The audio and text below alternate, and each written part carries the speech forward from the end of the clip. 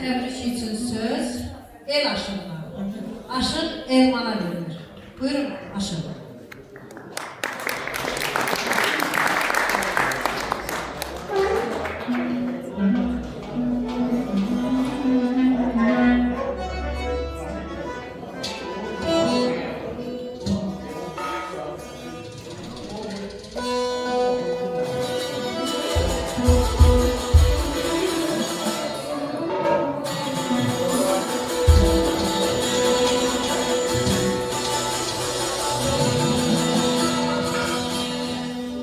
Vətəninin hər tərəfi toy bayram.